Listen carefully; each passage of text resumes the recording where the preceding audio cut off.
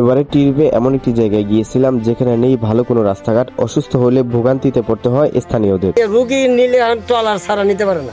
স্থানীয়দের সাথে কথা বলে যতটুকু বুঝতে পারলাম, দীর্ঘ 6 বছর যাবৎ হচ্ছে না এখানকার রাস্তাঘাটের কোনো প্রকার উন্নয়ন কাজ। আমাদের এই রোড ঘাট 6 বছর 6 বছর যাবত এরকম 6 বছর 3 ভাঙা রাস্তায় গাড়ি চলাচল করতে না পারায় হেঁটে হেঁটেই স্কুল থেকে বাসায় যেতে হয় স্কুল শিক্ষার্থীদের। এখানকার অধিকাংশ মানুষ নদী ও খাল বিলে মাছ ধরে তাদের জীবিকা নির্বাহ করে থাকে। কখনো কাদামাখা রাস্তায় গাড়ি চালিয়ে, কখনো বা গাড়ি থেকে নেমে গাড়ি একাই চালিয়ে গিয়েছিলাম আমাদের আজকের গন্তব্য গোসাইহাটের শেষের দিকে দক্ষিণ পাঁচকাটি ইউনিয়ন। এখানে না আসলে হয়তো বুঝতাম না যে এখানকার মানুষজন আসলে কতটা কষ্টে জীবনযাপন করে থাকে। গ্রামের মেন রাস্তাগুলো থেকে একটু সামনে এগিয়ে ভাঙাচোরা রাস্তা দিয়ে চলাফেরা করে জীবনযাপন করে থাকেন গ্রামের কিছু সংখ্যক মানুষজন। আমাকে দুঃখের কোনো শেষ নেই। বর্ষা এলে তো এদিকে গাড়ি তো দূরের কথা মানুষ যেতে পারবো। উন্নয়নের বিষয়ে কিছু জিজ্ঞাসা করলে তারা বলেন, কোনো কাজে যে এবার করে দিয়েছে ওপারের মেম্বার এই রাস্তায় কিছু মাটি ফেলা দিয়ে। আমাদের এমপি মন্ত্রী সকলকে বলবো দয়া করে তাদের পাশে এসে দাঁড়ানোর জন্য। তারাও মানুষ, তারাও বাঁচতে চায়। সকলের উদ্দেশ্যে একটা কথা বলতে চাই, ভিডিওটা বেশি বেশি শেয়ার করে অন্যকে দেখার সুযোগ করে দিন। ধন্যবাদ।